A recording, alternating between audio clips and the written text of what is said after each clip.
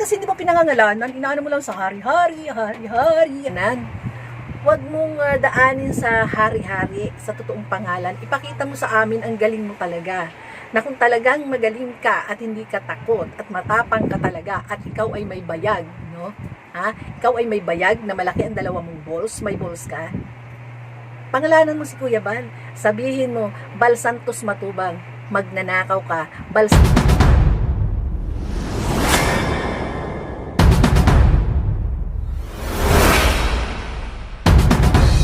ito ang ating re-reactionan ay ito nga ang isang nag-iingay sa kalingap na si Kapeso. No? So, namimiss kong maging mag-reaction muli. No? Pero dahil dito, sa napansin ko na lagi ko na lang napapansin nakikita si Kapeso kasi nga ako, nakatutok ako ngayon sa politics.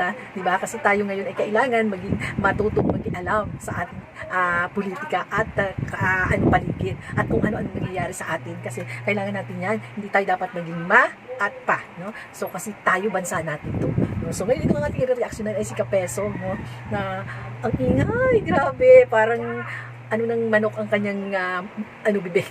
Parang babae, no? So, syempre alam naman natin, no? Alam naman natin na kaya lang naman siya nag-ano sa kalingap kasi nga, pari ang reaction niya kasi kumuha siya ng views. Syempre, sayang din yun, no? Diba? So, kaya ayun, pari ang ngaw-ngaw niya, kung ano sinasabi, tapos gusto niyang maging sikat muli, pinipilit niya yung sarili niya, yung channel niya, na muling lagwa, no? Na ngayon nga ay hindi na lang din ang views. Ngayon, sabi niya, galit siya sa kalingap, pero ang nare-reaction niya, kalingap, nare-reaction niya yung sikat, na kahit wala ng views din na, sabi niya wala na raw views si Kuya Bal, hindi na raw sikat. Bakit nandito ka kay Kuya Bal nagre-reaction? Hindi ba reaction ka sa iba? Diba? Ay kasi naman, kung galit ka kay Kuya Bal, bakit? Sige ka nang nagka-reaction kay Bal Santos, bakit? Kasi nga si Kuya Bal, kahit sabi mo nga, wala nang views, pero sikat. Diba? Kunyari ka po no? Kunyari ka pa, gusto mo nang muling umulagwa, no? Pero alam mo yung mga ganyan, may Diyos naman no? At sasabihin niya pa na, siya daw tama. Ano ka? Siya tama. Babaliw ako sa tama to, siya daw ang tama. At sinong mali? Kami, si Kuya Bal, at sino ka naman, ano ka Diyos? Kapeso, alam mo, sa sobrang galit mo, para ka ng timang, alam mo, hindi naman kami ang nasisira, hindi naman kalingap, hindi naman si Sir Bal ang nasisira, kasi still kalingap pa rin yan, bakit nandiyan pa rin, no? Umuulag pa rin naman ang channel niya, at nakakapagtulong pa rin, no? Ikaw ba, may napatunayan ka na bang napabahayan, wala naman kahit isa, kahit, ako Diyos ko, at saka, alam mo Kapeso, no? Napapansin ko sa'yo, no? So kasi nasabi mo na ba't bagsak pa rin ang channel ninyo, nagkakalingap kayo? Ba't obligasyon ba ni Kuya Bal na paanoin yung channel natin?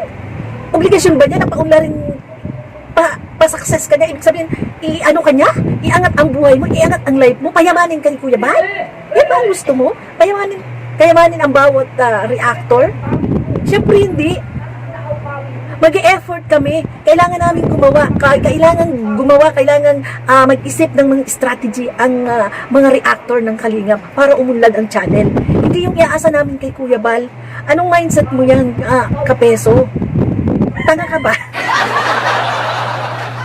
Grabe, sabi niya, bakit parang sinusumbat na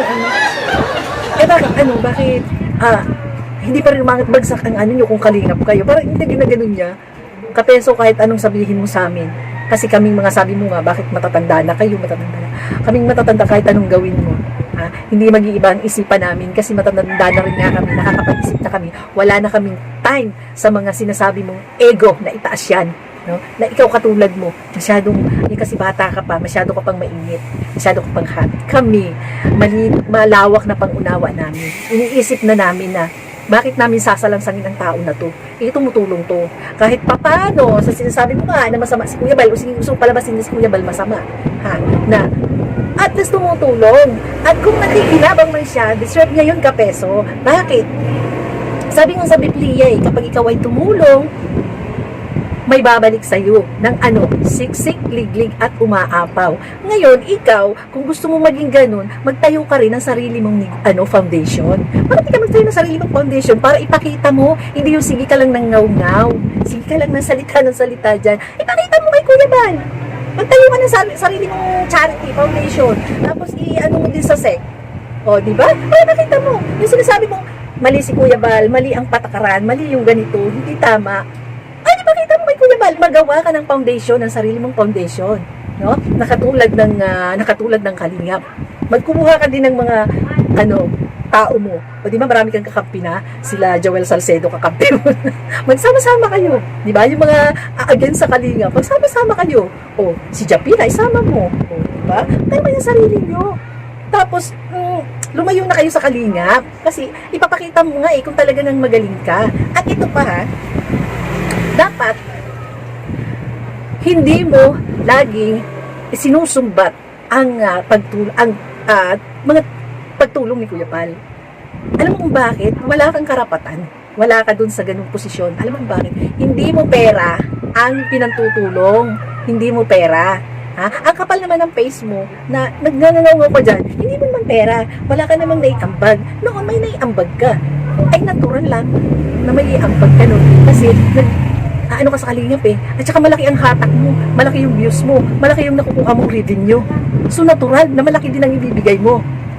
Kuha mo, ha? Alaga naman na ang nakukuha mo 100,000 tapos mabibigay ka ng 1,000 kay Sir Pal, ha?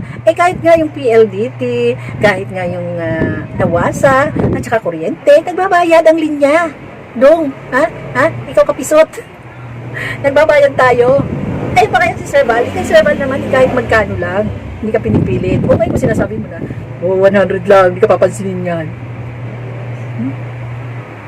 Gaganong pa man, huwag mo nang i-broadcast, sarilinin mo at mag-isip ka, manahimik ka. Bakit nga kaya ganito ang views ko? Baka naman nga ako ang hindi marunong. O di ba? Di ba? Meron kasing mga tao na hindi naman sobrang palaaway. Nakita mo, hindi katulad mo. Ikaw, ang karakter mo kasi is palaaway ka. Kaya mong mangaway ng mangaway. Kaya ka nagbabiral kasi nga, nangangaway ka ng nangangaway. Katulad ng mga ibang reactor na malalakas ang loob na talagang pangaway ng pangaway para umunlad. O di ba? Pero yun ay isang strategy, alam ko yun, na pag-ano mo ng iyong sarili mong channel. O ganun, di ba? Yun. Hindi pwede na iasa mo doon sa tao yung pagunlad mo. Maling mindset yan na sinasabi mo dun sa mga nagbabasa yung Kalasil TV. Bakit bagsak pa rin? Bakit ganyan pa rin? O, di ba? At least merong ang tao, merong ibang resource ng pagkakakitaan ng pera. Hindi naman siguro sinabi ni na okay lang yung kasi nandun man siya sa Middle East, sumasahod siya. Okay na yun, sumahod ako. Madagdagan man lang. Diba? Madagdagan man lang yung aking, diba? Naku, tsaka ikaw kapeso, no? Dapat, kung talagang matapang ka at magaling ka, no? Pati mo pangalanan. Huwag mong daanin sa hari-hari, sa totoong pangalan. Ipakita mo sa amin ang galing mo talaga. Na kung talagang magaling ka at hindi ka takot at matapang ka talaga at ikaw ay may bayag, no? Ha? Ikaw ay may bayag na malaki ang dalawa mong balls, may balls ka. Pangalanan mo si Kuya Bal. Sabihin mo, Bal Santos Matubang, magnanakaw ka. Bal Santos Matubang, masama ka. Diba? Huwag mong daanin sa hari-hari kung talagang malaki ang dalawang balls mo at may bayag ka talaga, ha? Hinahamon kita. Pangalanan mo si Sir Bal Santos Matubang. Lagyan mo dyan, no? Sir Bal Santos Matubang. Ano? O, diba? So, dito na lang aking reaction, ha? Kapisot, ha? Ang bayag mo, ha? May bayag ka ba, ha? Palakihin mo yung bayag mo. Wala ka namang bayag, Wala kang bayag. Sorry ka na lang.